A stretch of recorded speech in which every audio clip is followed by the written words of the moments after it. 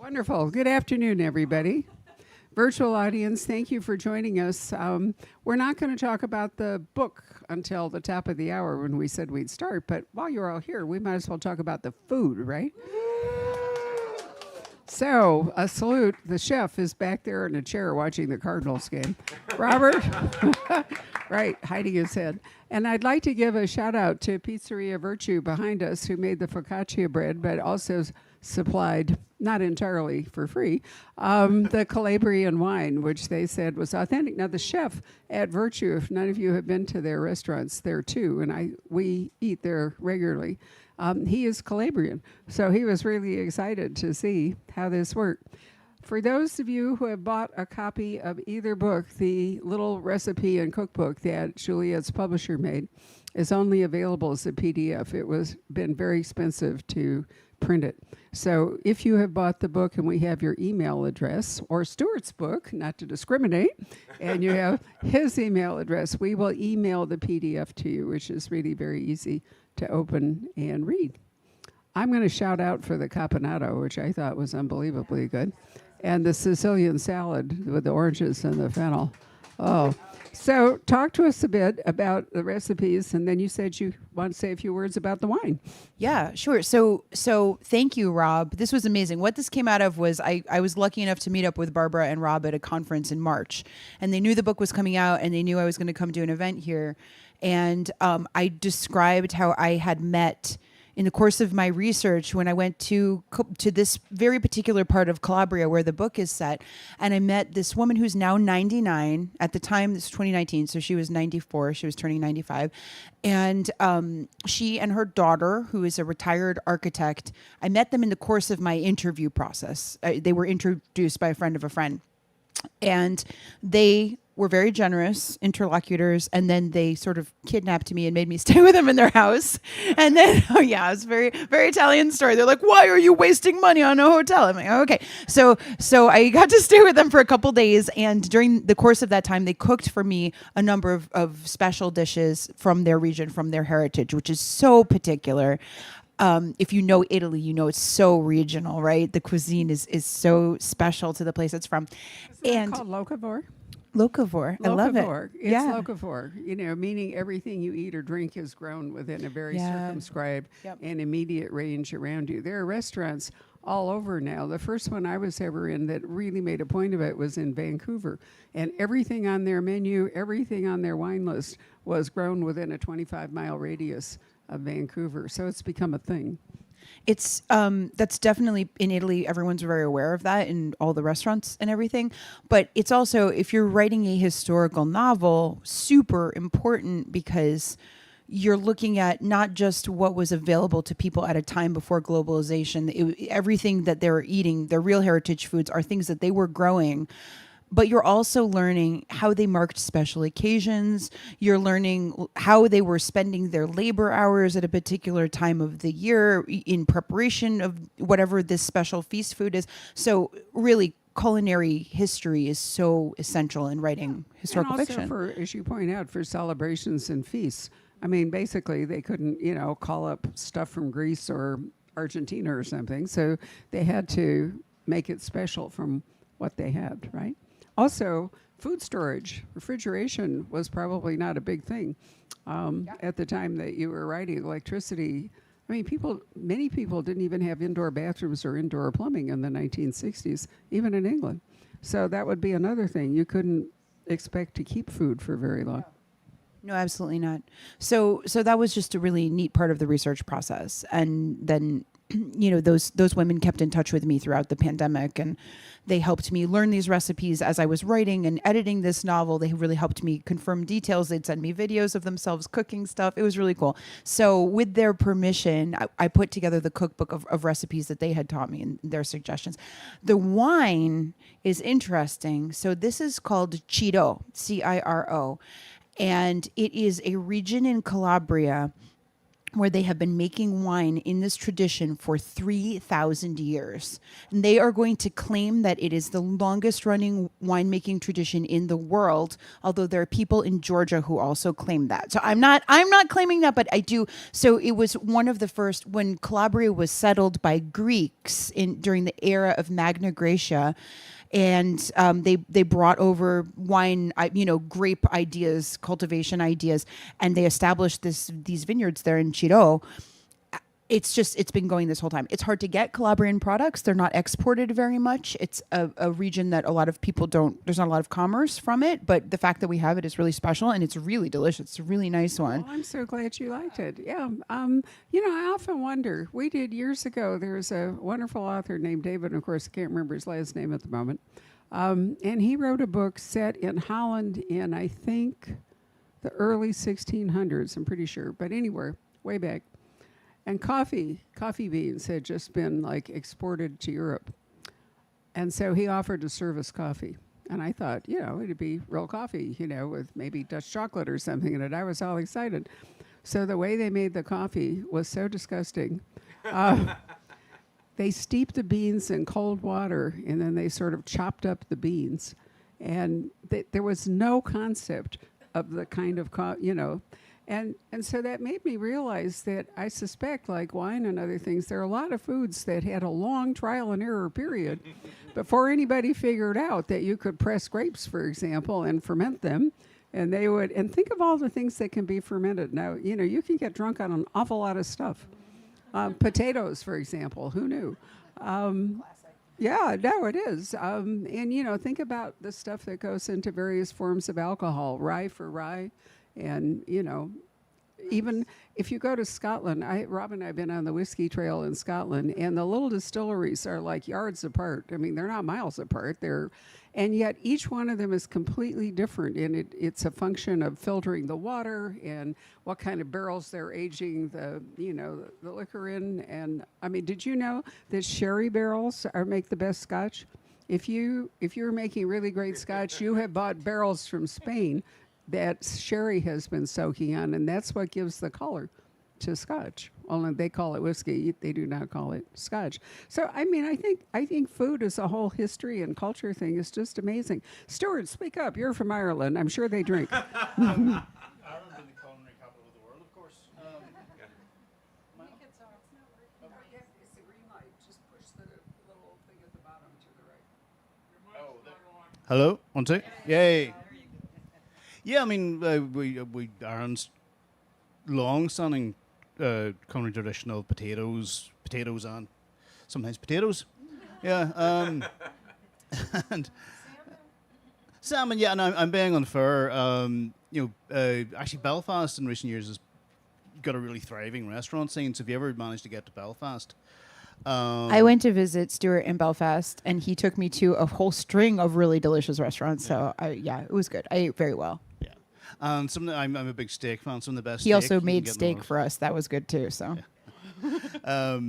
I'm really like 20 minutes from my house. There's some of the best steak you can get on the planet. Because we've got a lot of grass in Ireland. So the cattle have good stuff to feed on, and meat production, for example, isn't kind of industrialized in the same way as it is maybe in the States so much. If you're buying beef, it's not being corn-fed, it's being allowed to graze naturally, that kind of thing. Great for seafood as well. I'm not a seafood fan, but my wife is. So, there's lots of really good seafood restaurants in Belfast. Please, I want to give a shout out for oysters. Ireland has almost the best oysters I have ever eaten because they farm it out there in those very clear waters. You can drive around some of the bays and you can see oyster farms extending. Oh, so good. Yeah.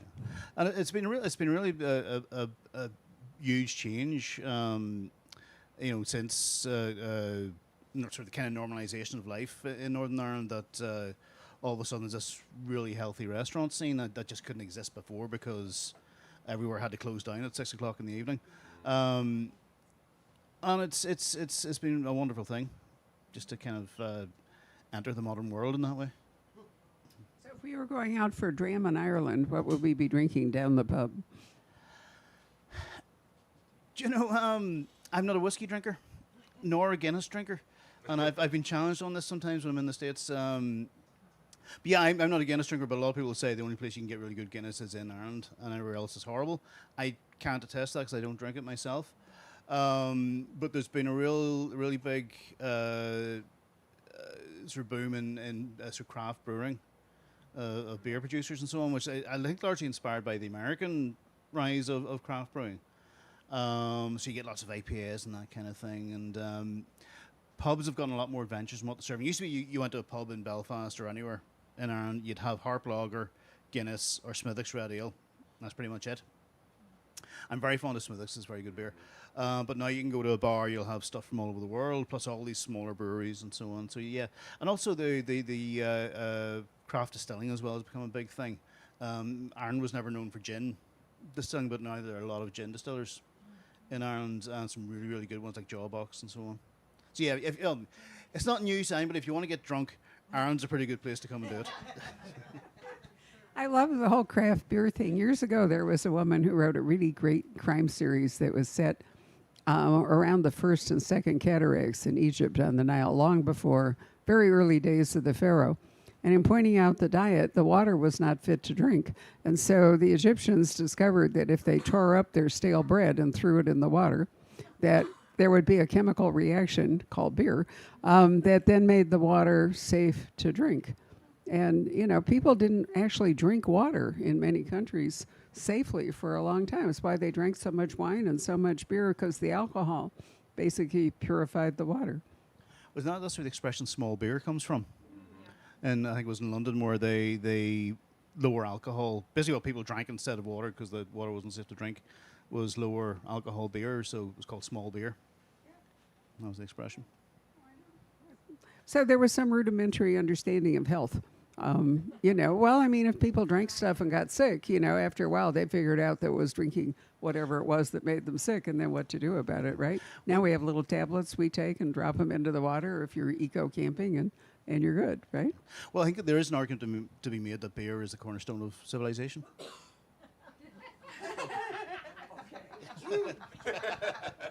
But here's the change. Sorry. There's an argument to be made that beer is in fact the cornerstone of civilization. And now, interestingly enough, they are growing grapes in Scotland. So as the world is thawing, cultivation is moving in different eras. And it'll be interesting to see. Maybe it'll get too hot in Calabria. Although the mountains maybe will protect it. Everything that grows in Calabria is something that grows against famine or against hardship. The grapes are delicious because of the privation of the soil. The olives, the same, right? And then they're not growing wheat; they're growing lentils, which can thrive in nothing. So it's cuisines to be made out of hardship. Also true of potatoes in Ireland. So now that it's 2:00, we can actually talk about the books, right? And I'm going to disappear. So thank you all very much for coming. I'm Barbara Peters, and I'm the owner of the bookstore and been friends with Juliet for years, and Stuart has been to see us on various occasions. And interestingly enough, sometimes writes Arizona into his books, right? So I'm never entirely sure what the nexus between Ireland and Arizona is directly, but thank you very much, Steve, for doing that. So Juliet is the distinguished editor of Soho Press, which is an independent publisher that has grown and really changed its mission in a lot of respects. When back in the day, their specialty was publishing books in foreign locations, not in the U.S. And then one day I discovered they were publishing a book set in Alaska. So I remember saying to Juliet, what, is Alaska actually a foreign country? Or, how's that working? But anyway, they are now publishing a number of fascinating books, not necessarily foreign. And Stuart, if I remember this right, but Juliet will tell you, is here as sort of heralding a new direction in that there's a horror imprint, because publishing is full of trends, and a current trend, not unsurprisingly given the state of the world, is that the Gothic and the horror novel have resurged after several decades of nobody actually doing much with it except Stephen King, who was kind of like his own industry. But anyway, I think what's interesting about today, among all the other things, including the food, is that Juliet has become an author. So her book today is her second book, And in writing them, she has drawn upon her roots in Calabria. So they're going to talk to you about their books, but also what it's like for an author and an editor to work together. And maybe you can discover all of the interesting things you've learned being an author that may have changed your approach to being an editor, right? All right. Disappearing. I didn't want to say humbling, but I'll add that in. Right. All righty. So, Stuart, some people here know me and some people here know you. I thought maybe we should start by talking about how we know each other. Sure. Yep. Well, who goes first? Now, I want to hear your side of the story first. Well, I knew you virtually Yes. for quite a bit before I true. knew you in person. There was a really great scene, and we're going back maybe 20 years now, of blogging. And I know blogging's kind of disappeared now, but before Twitter, before Facebook, all that stuff, there was Blogger, if anybody remembers Blogger, the website, and there was this scene of aspiring writers that were blogging in tandem with editors and agents who happened to be blogging. One of probably the biggest one, at least as far as I can remember, was one called Miss Snark, who is it? She's out. A lady called Janet Reed, a New York agent who sadly passed away not very long ago. A friend of both of ours, and but she helped so many authors just navigate how to get into publishing. And I was, me on the other side of the world in Northern Ireland, I wouldn't have had any idea how publishing works if it wasn't for Janet and what she was doing. But another blogger at the time who was talking about the editorial side was Juliet, under a sort of a pen name. Editorial ass. Yeah. It was short for assistant. But again, Juliet was very, very generous with her time and sort of letting aspiring authors know just how this business worked and what they need to do. Well, to what go I was in. actually doing was complaining about the business. That was the whole Oh, idea okay. of my blog. And then writers started following and asking questions. I was like, oh, wait, maybe I can turn my evil to good. And then I met Stuart. Yeah, and one of the first things that happened was when I first got a literary agent or got approached by a literary agent called Nat Sobel. The first person I turned to was Juliet, and I emailed Juliet straight away and said, "This agent Nat Sobel has contacted me. Is this should I pursue this?" And Juliet was like, "Yeah." and, but then we actually met in person. I think before the first book came out, I was in New York, and then we met up, and we became sort of friends in real life rather than virtual friends, and have been ever since. And Juliet was. I was kind at of a mentor for me, I think. Even though you're much younger than I am. But you then were we kind of- flipped because then you were the author first and I started writing and the roles got reversed. Yeah, and then just kind of by coincidence, purely, Juliet wound up being my editor, so we were This friends. was not a coincidence at all. Oh. So I was at a kind of nutty job where when I was writing my blog and I had a lot of gripes, and then what happened was Stuart had been acquired by Soho Press and edited by the late great Laura Ruska, who is the mother of my current boss and publisher, Bronwyn Ruska. And Laura passed away quite suddenly. And so then Bronwyn was looking for someone who could take over and edit the crime list, which, so Stuart actually wrote a recommendation to me. He contacted Bronwyn and told her that she should hire me. So I don't know if I would have become your editor if you hadn't been involved in that. So this is your own fault. Yeah. And it's become it doesn't happen so much anymore. You read about sort of authors back in the day having editors that they've worked with for years upon years upon years.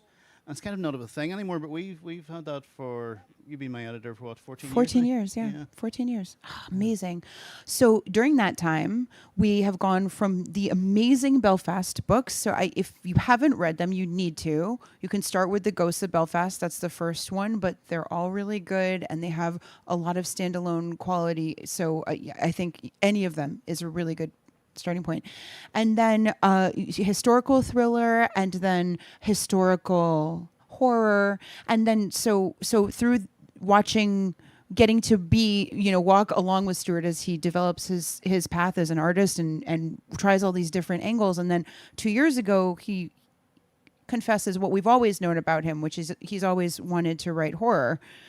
And he was like, how do you guys feel about this? And that is what inspired us. The fact that he came to us with Blood Like Mine, which we're here today to celebrate, inspired us to launch a whole horror imprint. So now Soho has a new horror imprint called Hell's 100. And I'm lucky to work with Stuart, and I love being his editor. And this book is amazing, but I wouldn't describe horror as a genre that I've had a lot of experience in. But I'm also very lucky that two of my editors who I work with are like rabid horror fans, as is our marketing director and our art director. So when basically, because Stuart came to us with this proposal, and I was like, guys, what do we think? And they just went nuts. And so I think Soho is the happiest place it's been in a long time because Stuart has taken us in this new direction. So thank you. You're welcome. Thank you. You've been very kind. Yeah, I mean, for me, it didn't seem like that big a leap. Going to horror, because the Ghosts of Belfast, kind of the clues in the title. There were ghosts in that book. And I've kind of moved in and out of that. And I think I moved away after my first couple of books, largely kind of being nudged by my UK publisher at the time, who at that time, the big thing was the crime series. Have your detective that's in every book after book. And I tried to do that, and I found I get bored easily with a series. And it was actually during lockdown, and Juliet indulged me a great deal by letting me publish a short story collection. That's great. Which, and for anybody who knows publishing, short story collections are death. Commercially, they very rarely sell. They're really fun to edit. Yeah. But so Juliet was really kind of let me do this short story collection, but in doing that, I wrote a couple of new stories that were kind of horror stories, and discovered old stories that were ghost stories and so on. There's one called The Green Lady was quite an old one, and it kind of woke that part of my brain up again. And I published a book called The House of Ashes a couple of years ago. It's a thriller, but it's kind of a ghost story as well, haunted house story. So that element's always been there. Oh, thank you. So for me, this didn't seem like that big a leap. I didn't feel like I was stepping into horror. I kind of felt like it was already there to some extent. So, this is actually the moment. Can you tell us in your words what the book is about? Yes, but immediately after that, I'm going to stop hogging. We're going to turn over to your books.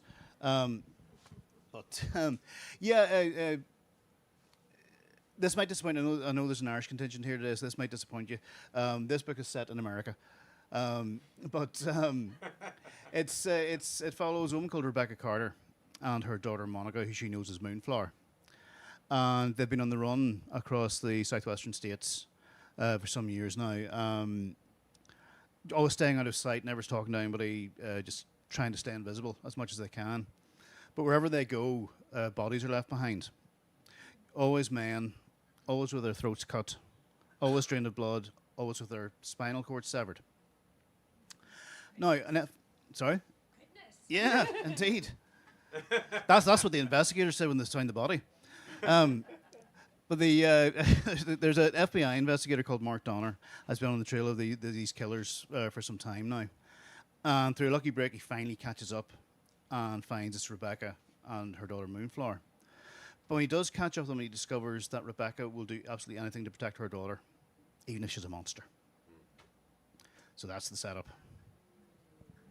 If you want to know more, you'll have to buy it and read it. It's actually a very difficult book to talk about without spoiling the plot. And I love just, you get sucked in from page 1 and then page 2 has a small reveal and page 3 has a small reveal and you just get, that's the end of it. And so it is, yeah, that's. I was very fortunate though. Juliet sent me an arc of her debut novel a few years back now, the 7 or 8 Deaths of Stella Fortuna. And I remember I'd read your writing before, because you published a few short stories here and there. There was one, I can't remember the title, but it was every sentence was 2 words, and it kind of formed a kind of a chain of a story. Yeah. I remember really loving that. And so you'd always been a writer, as well as an editor, and I was aware of that. And then Juliet sent me Stella Fortuna a few years back, and I remember being really struck when I shouldn't have been, surprised when I shouldn't have been, about how poetic it was. And Juliet has the thing I always react to as a reader, and that's a voice.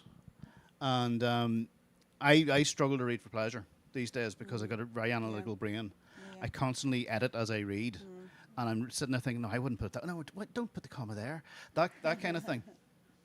But the thing that overrides that is a voice, a really distinctive voice, and that's what Juliet has, and it was there in Stella Fortuna, and it's there in the Lost Boy of Santa Chionia. Got that right? job. Yes, thank you. On the first try. And that's the thing that draws me in is the voice. Is that kind of I'm not sure if strident is the right word, but there's a really strong sense of identity in the writing.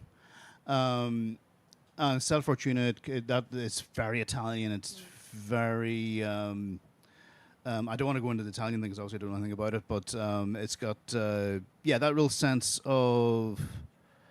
It's by somebody coming to America and finding their place there, but bringing Italy with them. This book's the opposite in that it's somebody coming from America to find Italy in its home. And it's also, I guess we're probably going to talk about landscape. Landscape's a big part of this book. And it's a big part of kind of my books as well, the ones that are set in Arizona. But one of the chapters, the passage that sticks in my mind, she brings Ugo, or Ugo brings her rather, Francesca, up to the mountainside. And he describes the Ionian Sea and so on. And just this sense of place in the land, and it really draws you in, and it's almost a kind of literary tourism, but it goes deeper than that. It's not just a superficial browsing the landscape or visiting. It's you can feel Francesca's kind of a part of it being drawn into it. If that makes sense. I'm not articulating that very well. Sorry. I love that this is okay. First of all, that the crime genre can have monster horror and also historical fiction, and that we're still genre mates. Yeah. That's one thing. That's what's so great about crime fiction. And then the other point I just realized as you were talking, I was like, oh, maybe the reason Stuart and I work well together is because we value the same things in books. Because you're saying the things that you liked about my book are the things that I like about your books. Very strong voice writing. And I think it's true. A lot of times you plot forward stories, they just don't necessarily have that strength of voice. And then being so tied to the jurisprudence of the land that you're in, right? The specific details of the setting are what make the story either work or not work, because we're all reacting to the world we live in, right? Yeah, that's interesting to think about. We're very, very different writers in the way we come at that. Your writing is kind of like a tapestry a lot of the time. The descriptions are very intricate and detailed. And it's not a thing that I do. It's a thing I'm really not good at, is letting the character pause and be in their place where they are. And it works for me because, as a thriller writer, it works for me in that my writing tends to be just forward motion, pace all the time. And it's when I come across it in other writers, the thing I'm not good at, but you're brilliant at, is just being in place, being there in the moment. And I think what you're saying nicely is that I have a lot of lengthy digressions. No. And that you are really good at pacing. And I think those things are both true. It's also, I mean, there's a level of detail and texture in your writing that I can't do. That I think is what really kind of, and particularly when you're talking about a historical novel about a place and a time, I think it really pays off in that context. Well, I love research, and I've figured out all these cool things in the course of my research. So I really want you to know about them. And there are many craft arguments here about how research is for the information of the writer, not for the information of the reader. You have to pull back. You can't dump these things on your reader. It should be story forward, character forward. That's really nice. That's nice for people that works for. I'm like, I learned this cool thing, and you're gonna learn about it too right now. I've been always of the view, again, coming at it from a different angle, that I tend to write first, research later. I learned that the hard way. In crime fiction, when you talk about research, people in crime fiction, it tends to be more about procedure than anything else. And for a lot of writers, that's hard to pull off, and I know I can't do it. I wrote a book a few years back called Those We Left Behind. That was about a young man, 19-year-old boy, getting out of a young offender centre, having been convicted of murder when he was 12. And so I took a probation officer to lunch, and I filled about like half a notebook with all the stuff. They sent me all these forms that have to be filled, how a prisoner, young prisoner gets handed off to their caseworker, the room that it happens in, all this stuff. And I started writing the book. And I think I was like 12, 13,000 words in, and I paused and read back over what I'd written and realized I just regurgitated an instructional manual for how a young offender comes out of prison that nobody's ever going to want to read. So I took the approach then from then on that, write first, kind of research what you need to know to get the thing done. You can kind of guess most of it, and you'll not be far off. Then you go back afterwards and figure that out. But that's procedure. Procedure is a different thing from setting. And time, but that's a different kind of research. And I think with your book, it sounds a little bit pretentious. I always think fiction is a window rather than a mirror. It's, you don't necessarily want to read fiction. I know, sometimes you do want to see yourself. A lot of time you want to see somebody else's life, another place, another time. And the kind of research that you do is a different thing in that it's establishing, as I said, that intricate sort of thread work of the place that you're in, as opposed to how a detective goes about taking fingerprints or something, you know. That's a really interesting point. Those We Left Behind, by the way, I'm not supposed to have favorites of an author's backlist, but that one's really strong. It's a really good book. Very powerful. But okay, so the window versus mirror thing, I want to take that home and think about that more. I do like that. And I think with historical fiction, the reason I do want to write it is because I want to bring to life something that is foreign to the reader, right? It's not, I want to know about it. And if I'm writing the book, it's because the book doesn't exist. I've been trying to learn about it and it's not there. So I'm going to pull together the pieces. And that's the kind of reading that I love to do. So I figure if someone is like me, then they'll like the book. And if they're not like me, maybe they won't. But that's okay too, because people like me need books. We read a lot. The other thing that strikes me about your books is a lot of you in your books. Ah, interesting. Because I knew Stella before I ever read the book, because you told me about your Nonna. Is that the proper? Or was she aunt? Was she your aunt or was your grandmother? Both, one of each. Oh, okay. And there were anecdotes within the book that you'd actually told me as well. So you're obviously you that's from your life and your experience and your ancestors' life and experience. This book, though, Francesca, maybe I'm reading too much into it. It's you. A lot of it is like you. Very interesting. Yeah. You can ask my parents how they feel about that statement after the event. So this book is about, it's set in 1960 and it's about a 27-year-old woman who is living in the south of Italy. She's supposed to be opening a nursery school, like a charity operation, and then a dead body turns up, is washed up by a flood, and she ends up becoming a sort of ad hoc amateur sleuth. She's asked by a resident of the town if she can help figure out what happened to her missing son, and with the question of could that be the body that showed up under the post office. So that's sort of the premise. And I did want to write. I've been a crime fiction editor now for almost 15 years, right? You've been there the whole time, so you know. And Stella was very much drawn from my family stories, and this is very much a product of research that I started to do for Stella into the Italian diaspora that then just kept going and didn't stop. But I really did want to try to construct a puzzle mystery.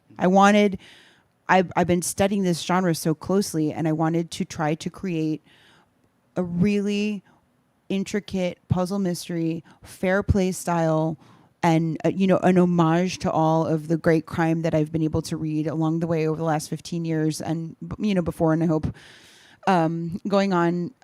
There's so much. So I still wanted to hold on to that.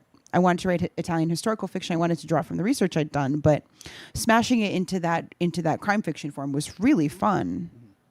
You didn't tell me about that. You didn't tell me how fun it is to. It is fun. Write about murder. And it's an intriguing premise. This idea of this little town that gets cut off seasonally, but the climate thing, the weather, and the flooding is the thing that reveals this body, I think, and then it's or the skeleton of the little boy. But there's also, I think there's a lot more going on as well culturally in the book. I think as well. There's and it's not. Some books set in other places can be essentially a kind of literary tourism. It's not that. It's much more culturally rooted, I think, than that. And but also, I kept Francesca. She's very, is it Francesca or Francesca? Francesca. Francesca. Yeah. She's very aware of being an outsider as well in this Yeah. place, and very aware of her privilege. And I mean, there's a moment kind of made me smile because it sounded like sort of Irish houses at one time where she's advising this woman, maybe you shouldn't have the chickens in the house. Yeah. Yeah. That kind of thing. And but there's also you can kind of feel her kind of cringing internally as well because she knows it's all very well from her to swan over from the States and tell this woman how to live her life because it's not her life. Yeah. And so she's very self-aware as well. Yeah. Just as a character, I find her really interesting because she's very conscious of herself and her place and being out of place. Yeah, I did the narrator. It's told from a much later point of view, right? Like maybe a modern day narrator who can reflect on those things a little bit, because in 1960 was such an interesting and volatile time, and a lot of the values that people we would identify with in terms of, we have the same set of beliefs, but what people were doing in 1960 with those beliefs are things that we now wouldn't agree with. I mean, it's just things have shifted. And I really wanted to be able to write a character who would be able to warm up to a modern audience and would have some frame of reference or irony about the things that she did, that she thought she was doing that were good, that were,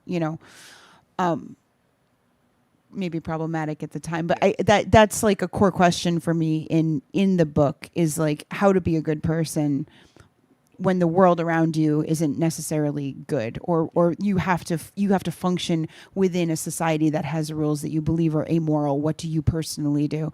How much do you toe the line? How much good can you get done by toeing the line versus by resisting or by revolution?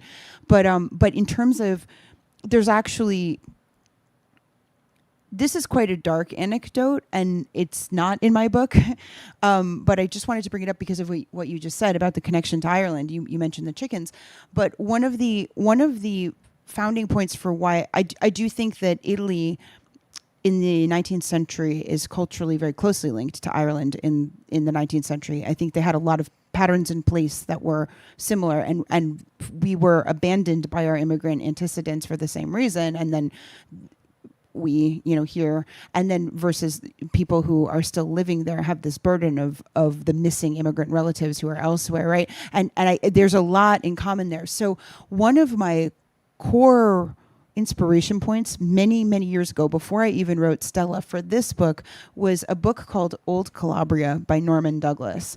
And it was a travelogue from the year 1915. And so when I first decided I wanted to learn about the part of Italy that my grandmother had been from, I was searching high and low to find anything at all about it, and no one has written about Calabria.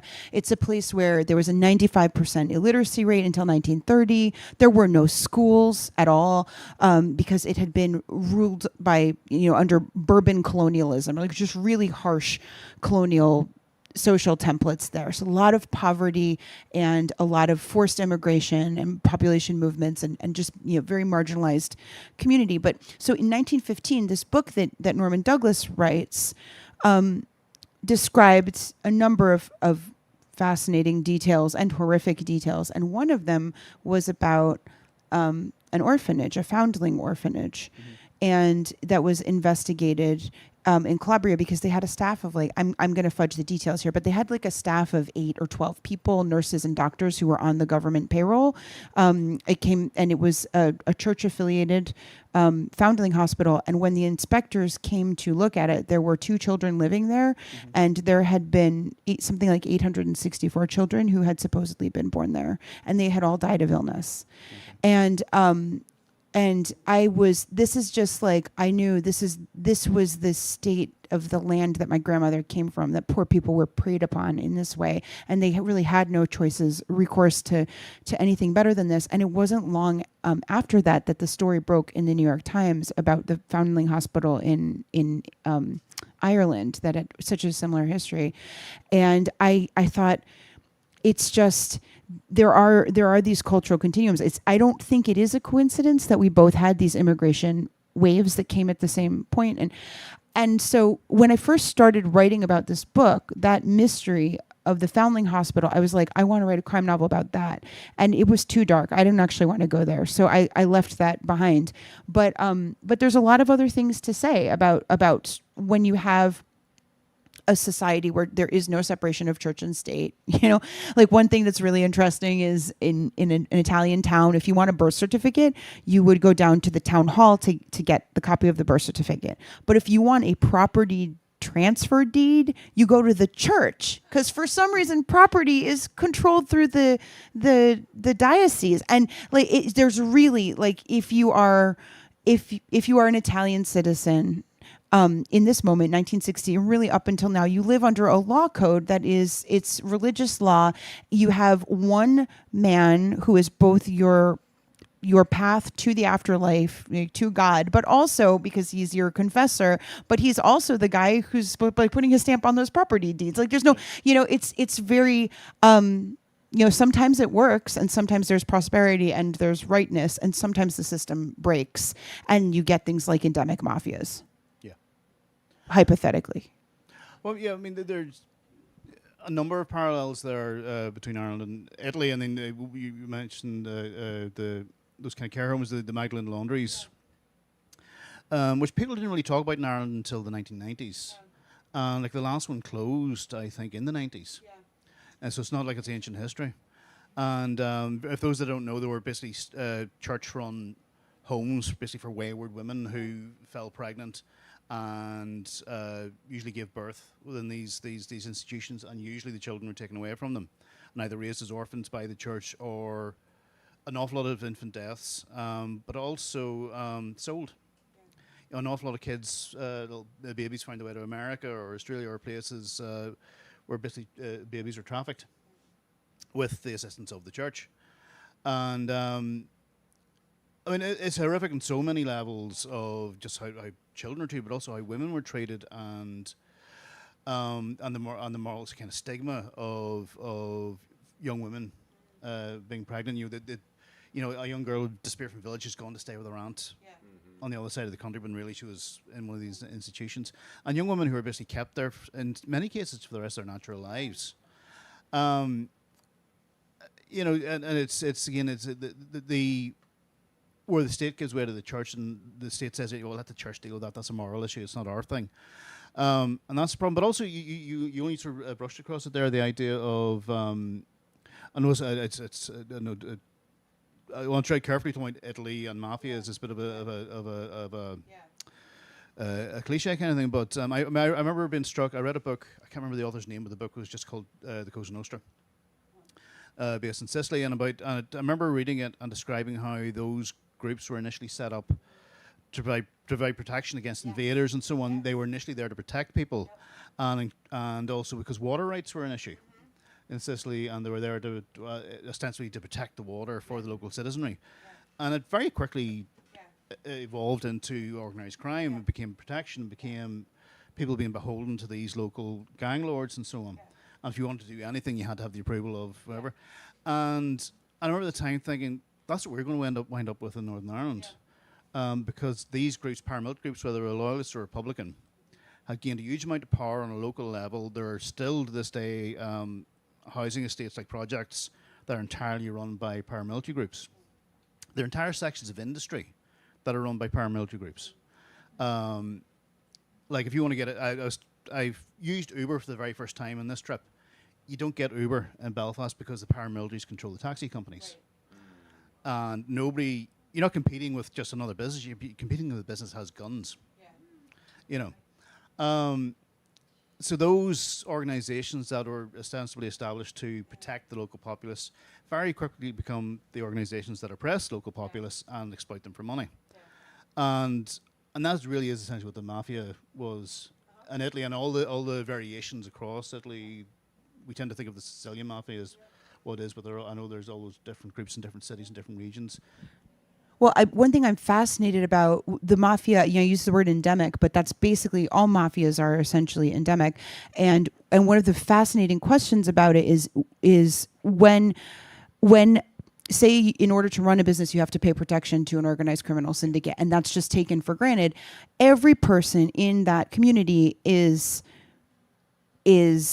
implicated in this organized criminal violence. Like you're a victim, you're a passive participant, you're a person who bravely resists and maybe pays the consequences, or you're a person who, maybe bravely turns a blind eye to what's going on to protect your family. I mean, there's all these different the grayscale there of what the moral way to function in a society is. When the society itself is flawed, that's the quote that I set off the book with is a Corrado Alvaro quote about, the greatest malaise that can affect humanity is the idea that living honestly is futile, which I think is a really good. When I was writing this book, I have this very concrete history of organized criminal syndicates within Calabria that is a frame of reference for my history, but it's something that we have to think about largely all the time. It's worth thinking about, and I do think that it's one of the reasons that I think Ghosts of Belfast. You say that book is one of the great mafia books, even though that's not what it is. But I think of it when I'm teaching a course on microgenres within crime fiction. I always talk about the Ghosts of Belfast in like the OC antihero fiction cluster. It's an example of how can you be moral when the power structures are fundamentally amoral. How do you function within that? Like, is Jerry Fagan, is he a good guy? I mean, is he a terrible guy? Is what he's doing even worse than what he's already done? And I love those questions. I think they're really fertile story. Like, this is where crime fiction can offer everyday readers a place to think on a really exacerbated example of that question that's really important in our daily lives. Again, it's that window versus mirror thing as well. It gives you a chance to look at a completely different kind of person morally, or a person who's might have been faced with the same circumstances as you are, but took a different choice. Because I was thinking there as you're speaking about communities that live with organized crime that are kind of where organized crime is embedded within a community, and I come from a loyalist background. Grew up in a loyalist housing estate, basically a loyalist project, and where the paramilitaries kind of hold sway, and there's and people from outside that community say, why do the people tolerate this? Why don't you just tell those guys to get lost? And I keep thinking, yeah, right, am I going to do that? Yeah. Is my neighbour going to do that? Right. Is my mum going to do that? Right. And I think people sometimes look from those communities that do have problems with crime and seem dominated by the worst elements. I think from outside it's very easy to say, well, why don't you rise up against that? Yeah, but who's going to do it? Yeah. And it's like when your book, where you got that kind of that patriarchal kind of dominant thing that's controlling everything, whether it's the church, whether it's the local sort of gang lords. There's no way for an ordinary person to stand up against that, because with the best will in the world, we'll stand alone. And then the result is that no one has clean hands. Yeah. So then when it is time to try to interact with law enforcement or try to do the right thing or solve a crime, you just can't, because you have skeletons in your closet no matter what. It's fascinating. Stuart, I've talked so much about your backlist now because I'm passionate about all of your books, but as a bridge to can you tell us why Blood Like Mine? Why did you come back to the US for this instead of writing about Ireland? I was speaking to Pat earlier about this. It's I needed big sky. I needed wilderness. I wrote a book a few years ago under a pen name, Heel and Back, called Here and Gone. That was also set in. It was more set in the desert of Arizona, and moved up towards Flagstaff. And I did a road trip through Arizona at the time to kind of prepare for that. But there's some stories that just need a particular setting. And I always say story is king. No matter what, the story drives everything. And with that book here and going on this book, I needed a place where people could lose themselves, where people could disappear, which you can't really do in Ireland. Yeah, well, it's sort of vulgar way of putting this, but you break wind and know about it 2 towns over. You know, there are no secrets. Everybody knows everybody.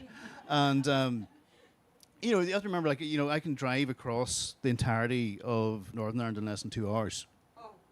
You know. We drove 2 hours from Tucson this morning, Yeah. so.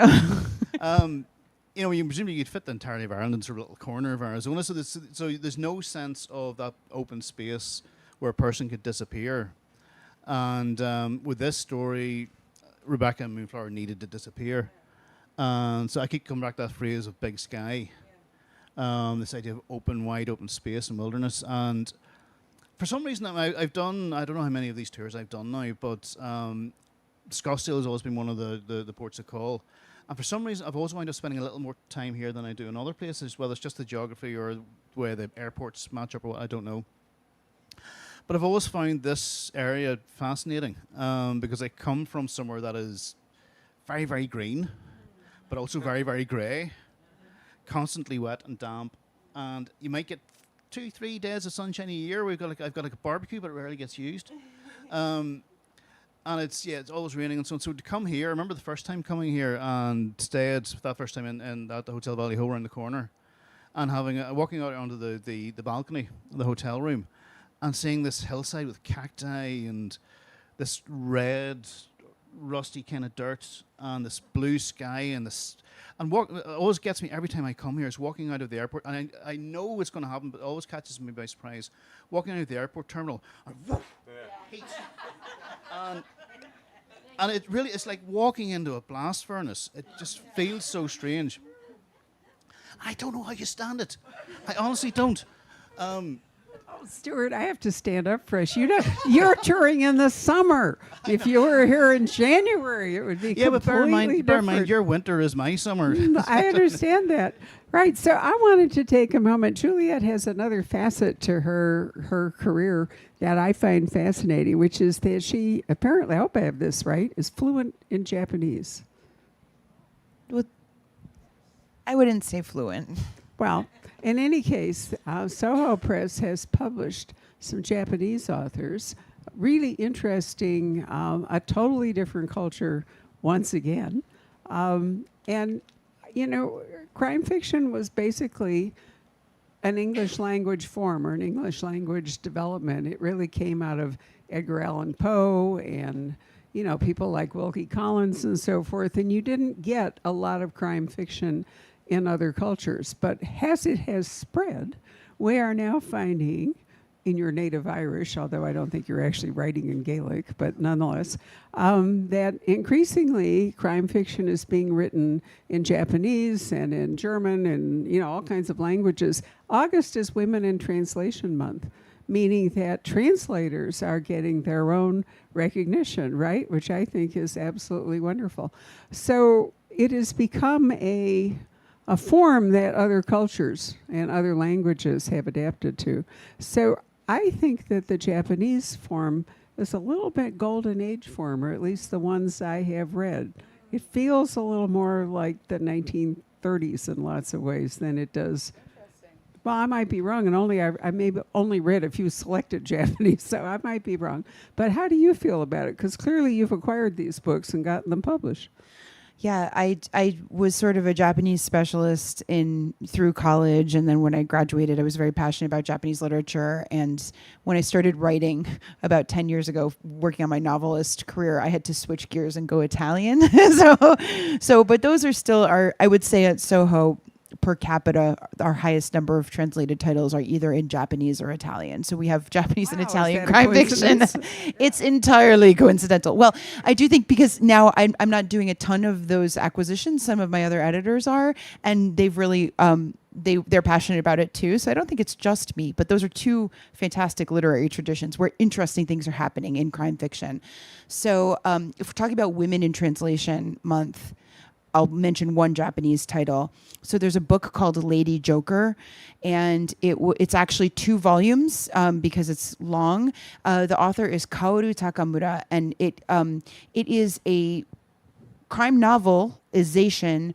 It is completely fictitious, but it is drawn from a real historic kidnapping that happened in 1989 when the president of Glico Morinaga, which is this huge Japanese, it's like the Kraft Foods of Japan, but they have so many products, and he was kidnapped by a group that was a group. They don't actually know who did it. The perpetrator was known in the media as the monster of 1,000 Faces, and they never, it actually went unsolved. But she, Kaoru Takamura, took that as a jumping off point. She made up an analogous corporation, and she tells the story from this kaleidoscopic point of view where you see the detectives investigating the criminals who commit the crime, the kidnapping victim, the corporation in their boardrooms as they're trying to figure out how to handle this amazing ransom that is being demanded of the corporation, the journalists who are covering, the investigative journalists who are putting their lives on the line to try to figure out, to go into criminal syndicates and see. It's a really, really neat book. Very hugely ambitious. That she took this, instead of writing a 300-page novel about it, she's like, no, I'm gonna look at every aspect of society. I'm very proud of that book. It actually took 7 years of translation and editing to get it. Is by far the longest book production process I've ever been part of, including the books that I've written myself. so yeah, it was a big project. But yeah, I do think that, like you said, there is in some of the translated, crime fiction. I have a speech about this. I'm sorry. I'm going to do the very short version. Crime fiction, as we know it, our genre, it's very Western canon driven. And the way we talk about it, we do look at Edgar Allan Poe as our forefather for very good reason. But there are analogous crossover genres that emerged in every literary tradition in the world. Like, you can make an argument that Gilgamesh is a crime novel, right? But what happened is our quote unquote Western canon tradition became popular even in the places where other genres were predominant. And so in places like Japan and in Italy, they took our format and they have tongue-in-cheek thrown it back at us with these adaptations or developments that make them uniquely interesting in the culture within which they're written. So I think for Lady Joker, it is very much a send-up of a classic crime novel, but it's also, I've never read a book like that. I've just never read, and I don't know an American publisher who would publish a book like that, because we tend to be a little bit blinkered in what we think will work with readers. So, sorry, long speech, short, done. No, I agree. Well, Juliet said several things with which I agree. One is crime fiction is an enormously broad umbrella. There are so many different ways, to talk about it, so many different ways to write within that umbrella. And one of the things I love is the number of prizes that have arisen around the world for people who write it. Canadians, the Arthur Ellis Award is theirs, named after their hangman, which is a pseudonym that all Canadian hangmans adopt for obvious reasons. They don't want to be loose in the community under their own name. In Australia, showing their culture, their crime fiction award is named after an outlaw, Ned Kelly, the very famous one. Sweden is called the Glass Bell. And France is called, the Prix de something. It's the Roman, it's not Goncourt, that's the fiction one. But the Prix de Roman, that's it. That's the French one, and all over. So we're seeing respect paid to this genre, in other cultures. And I'll tell you what, you can never underestimate the effect of Agatha Christie all across the world, the structure of her books. Karen Slaughter and I talked about this last night. You wouldn't think that a Will Trent book was an Agatha Christie book, but in point of fact, her new book is a classic Agatha Christie taken from And Then There Were None. And so, films have popularized her and all, but if you really want to study structure in crime fiction, you could do no better than to go back and read Christie. So the unreliable narrator, go to The Murder of Roger Ackroyd, I don't know if she ever did a locked room mystery, though. Everybody calls And Then There Were None a locked room mystery, but it isn't That's John Dixon Carr It's like was a the real. locked island. Well, no, because but it isn't. The point isn't how people were killed. The point is that people die off one by one, and you can't figure out who did it. A locked room mystery. The entire thrust of a locked room mystery is to figure out how the crime was committed, not why or by who or whatever, but how it was committed. Because what you've got is a person in an impenetrable structure. And that's what Dixon Carr was about. So that's sort of the ultimate test of the reader. But I think, I don't, only sticky people like me, picky people, actually try to distinguish between locked room and then they were done. But it's a very different thing, right?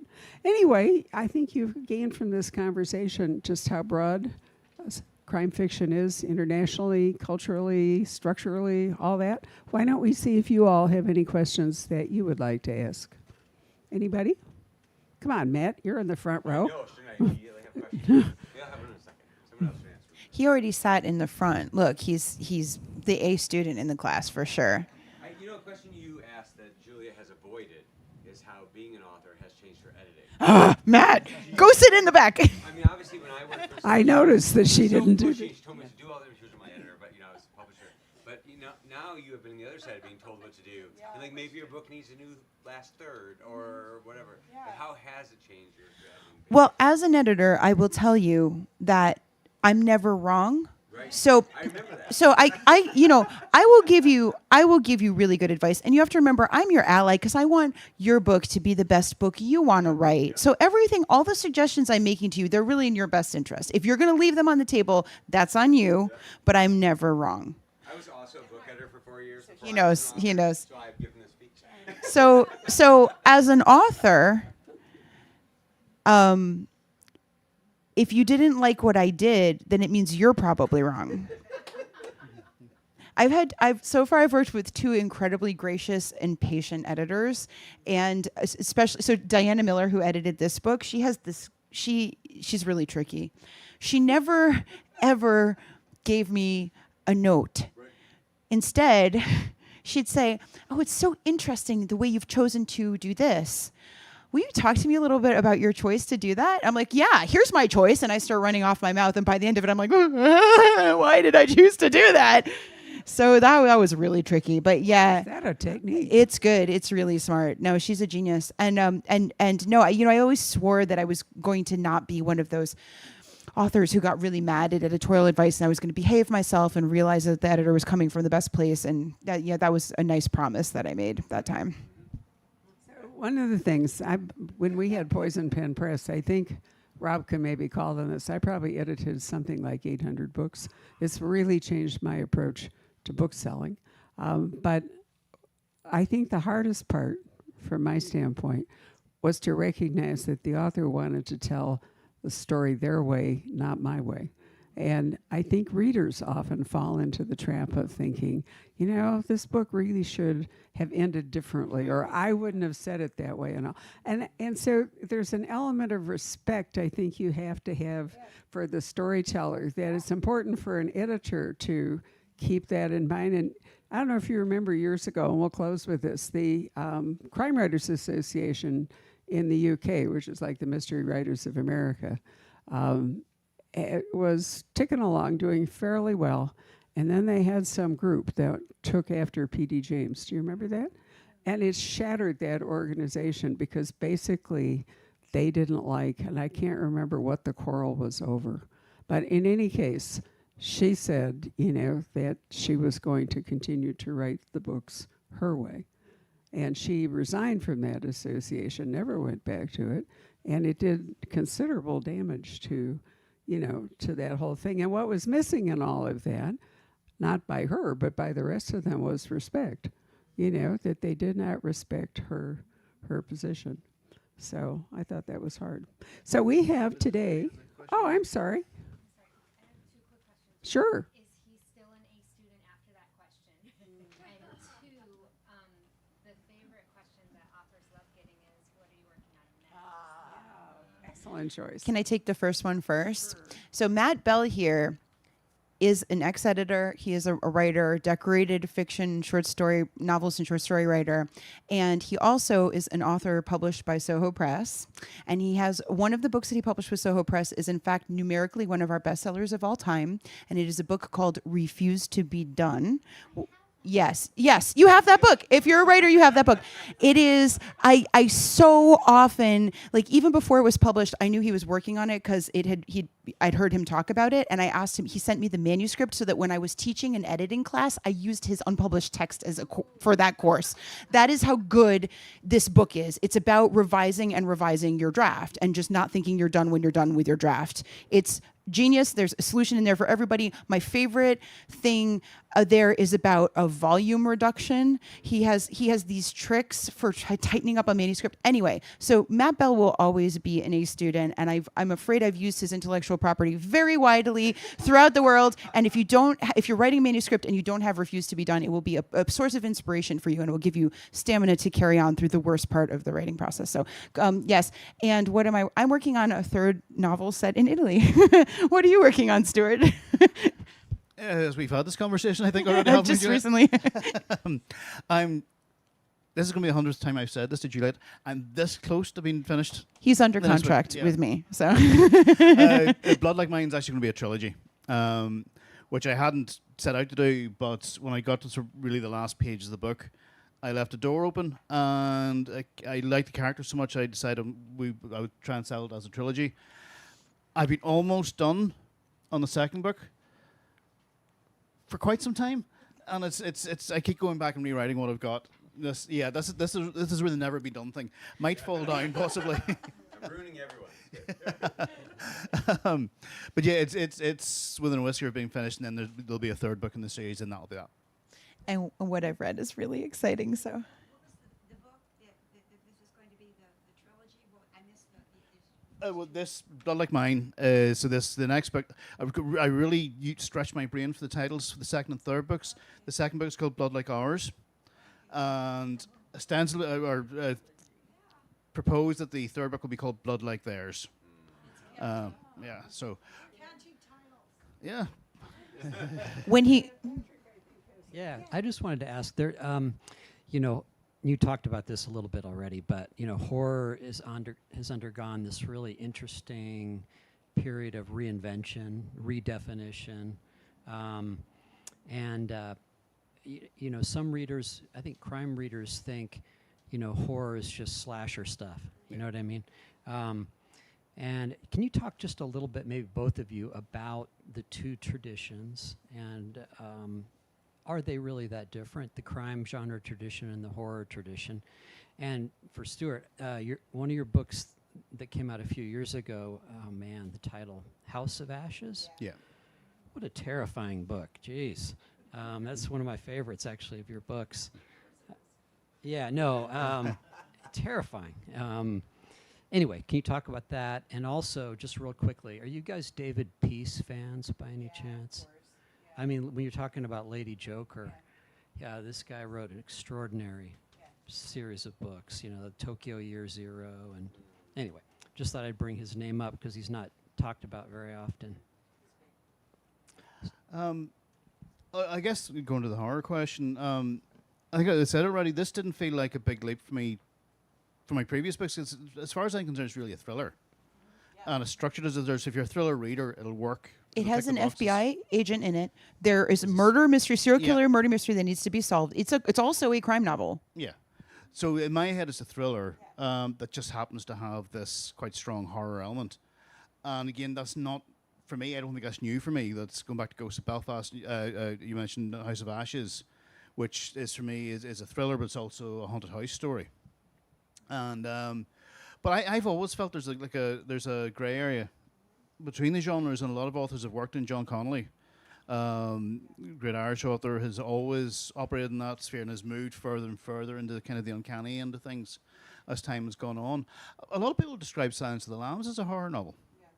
And when you think about it, of the classic horror movies, a lot of them are slasher movies where there's no supernatural element at all. Going back to Halloween, going back to Psycho, Robert Bloch. Is considered a horror, but it's really it's a thriller. so I've always felt those genres were kind of side by side, really, and there's not a lot between them. And the supernatural element isn't the thing that defines it. I was having a conversation yesterday at Romans in LA with a horror author, and we talked about what defines horror. And I think it's not the supernatural. It's more the idea of coming up against some form of unstoppable force that's beyond control, and that applies whether it's The Haunting of Hill House, that applies whether it's Hannibal Lecter, whether it's Leatherface in the Texas Chainsaw Massacre, or whether it's Dracula. They don't have to be supernatural. It's more the fact that it has to be a force outside of you, anybody's control. It's a story of survival, Yeah. as opposed to I had read a breakdown, like a Hollywood script guide that was defining genres in those terms, and it is really interesting. I think so. I'll comment. I think Stuart, as a storyteller, you've hit upon it, which is you have this story that you want to tell, and you've lived in a space that has elements of multiple genres for a long time. Why do we have to put labels on it? And of course, the publishing side, we always do. So it's good that you follow your heart, and that these books, that you're not scared into a specific label with them. I think on the publishing side, we have this thing where if there's any speculative element in a crime novel whatsoever, it does not get shelved in crime. It goes into sci-fi fantasy, right? And that's a third wrench that I'm throwing into this conversation. So then we have books where, we had to really have this conversation in a lot of meat with a book we published by Ramona Emerson called Shudder, which is about it's an excellent book. Great book, about a forensic photographer who can see ghosts, and she solves a very literal, like, it's set in Albuquerque, New Mexico, and it's about New Mexico, and it's about a drug cartel, and she solves a drug cartel murder through her forensic photography chops, but also she can see ghosts. So it's like, do we put this in speculative fiction? Can we publish this for the crime fiction genre, which we did in the end? But it's true, because now that we're talking about horror, now that we have a horror imprint, again, thanks to you, it offers up another way to look at these things. Is it true that in crime fiction we can't tolerate any speculative elements at all, and that things need to be knocked into another conversation if they are? I mean, this is like bookstore labels. In a bookstore, we need a shelf to put a book on, so we have to have labels somehow. But the labels also limit the storytelling. It's really dumb. Yes. So do you put James Lee Burke in speculative fiction? Well, all throughout, really. One more thought I wanted to make in light of what Stuart was saying. There's that element of classic noir fiction where, in terms of this power going up against, that underneath this world, there's a different world that's ruled by chaos, and at any point, the lid is ripped off, and you see that. I mean, Hammett wrote about that famously. So that's an interesting kind of element. That's maybe Hammett's a horror writer, and we just didn't know it.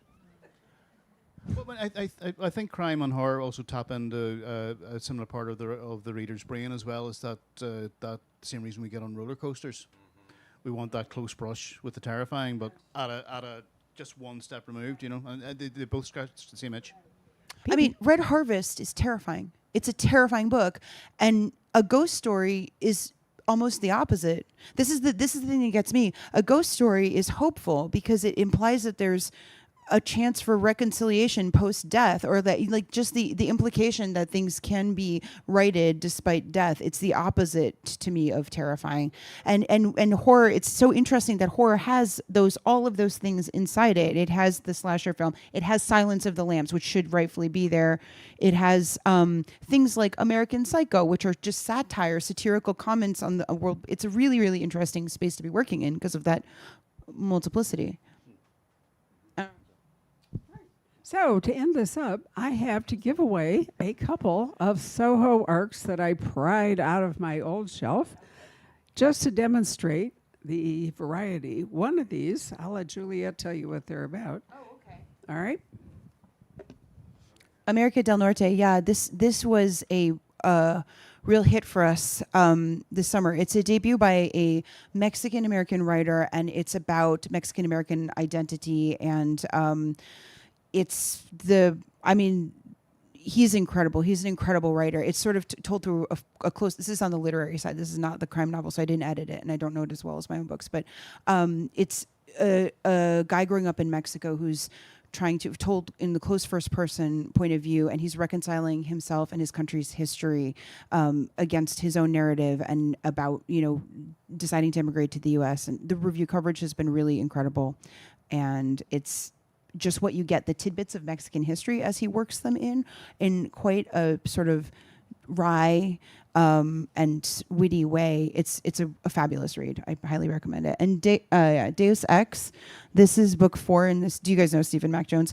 He this is a thriller series set in Detroit, and the main character is an ex Detroit PD cop who was like fired for he was wrongfully accused of crimes, and he's now a vigilante who he's the son of an African American police detective and a Mexican American painter, and he lives in Detroit's Mexican town, and he basically enacts vigilante justice when he sees that crimes are not being solved in Detroit. So, and in this one he goes up against his own Catholic church, which he's a faithful member of, to try to figure out what's going on. Anyway, lots of bang 'em up adventures in those. So he's fantastic. So yeah. So it occurs to me that I forgot the mechanism by which we normally give books away. So let me ask up there, PK, did we do numbers? We did 1 through 11. Okay, perfect. Then we have a mechanism. I thought we'd forgotten it. So let's see, Stuart. If you pick a number between 1 and 11, we'll give that arc to that person if that person is here.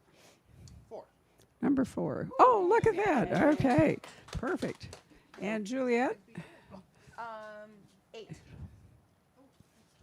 Is that you? Perfect. All right. There you are. Well, I want to thank you all for coming out on a hot afternoon and for sitting as long as you have. This is a particularly long session, but loads of fun. And I want to thank my husband again for making the food, which I thought was great. Yeah.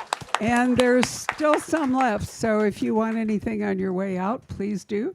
I think the authors will just stay here, and you can come up and get your book signed and take photos or whatever you'd like to do. Thank you all very much. Thank you for coming.